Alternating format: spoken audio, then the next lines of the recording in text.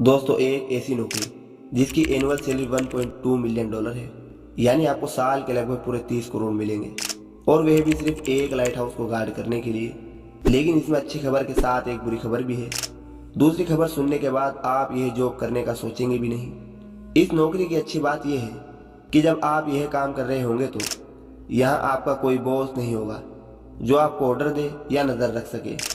यहाँ आप जब चाहे उठ सकते हैं और जब जी चाहे सो सकते हैं, जब दिल चाहे काम करे और जब दिल चाहे आराम करे, फिशिंग करे या कुछ भी इंजॉय करे।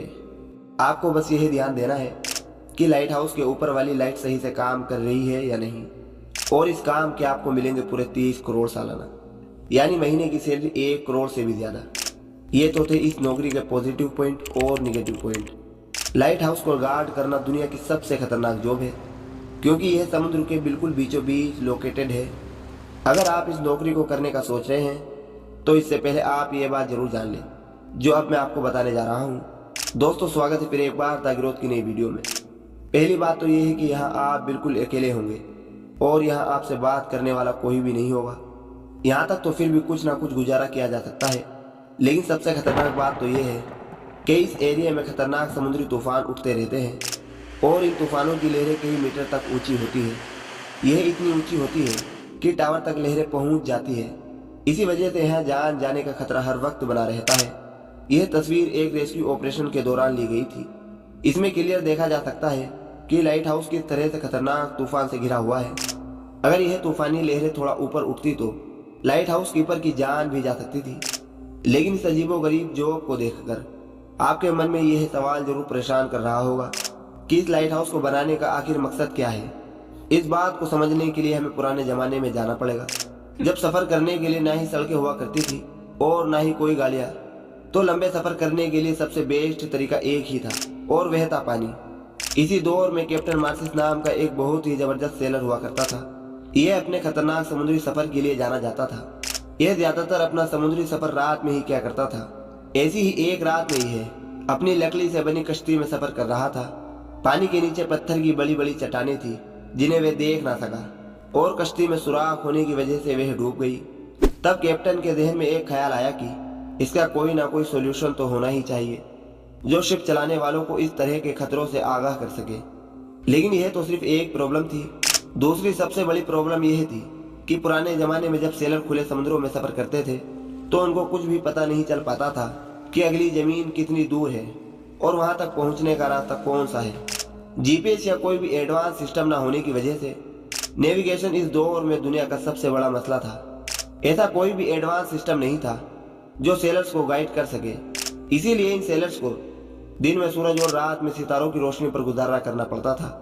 नेविगेशन की सही इंफॉर्मेशन न होने की वजह से उन्हें किन मुश्किलात का और मुसीबतों का सामना करना पड़ता था, इसका अंदाजा आप इस बात से लगाए कि एक बार कैप्टन अपने क्रू के साथ पैसिफिक ओशन क्रॉस कर रहे थे तो रात में आसमान पर अचानक घने बादल छा गए, जिससे वह सितारे छुप गए जिन्हें देखकर यह रास्ते का पता लगा रहे थे।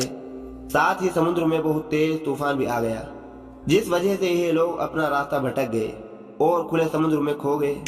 कैप्टन और उनके क्रू के पास ना तो कुछ खाने के लिए बाकी बचा था और ना ही कुछ पीने को।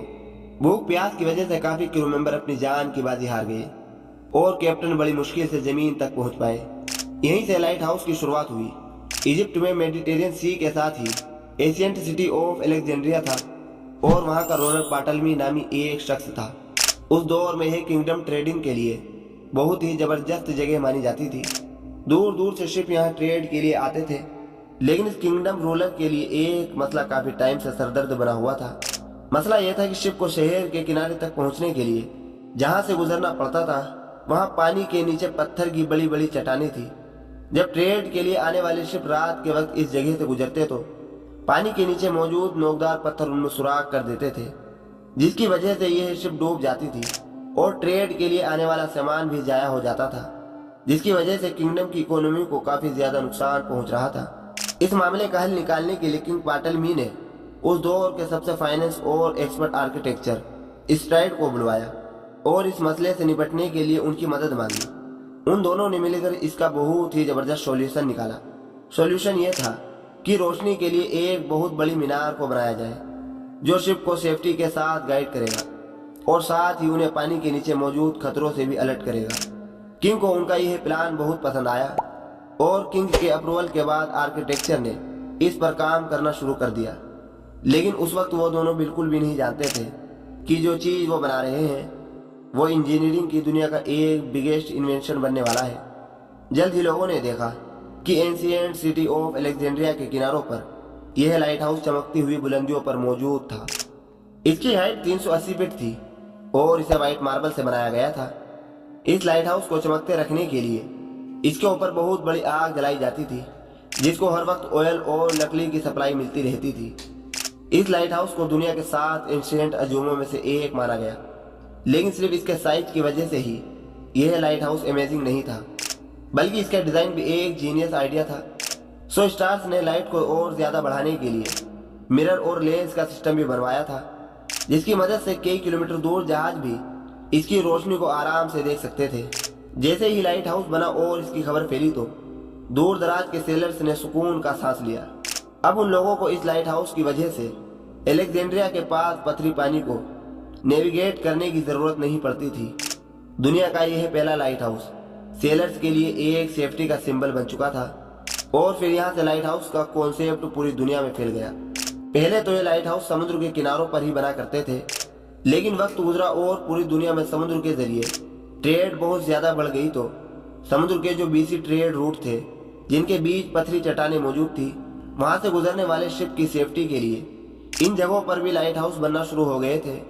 यही वजह है कि समुद्र के बीचों बीच डिफरेंट लोकेशन पर भी आपको यह लाइट हाउस देखने को मिल जाएंगे।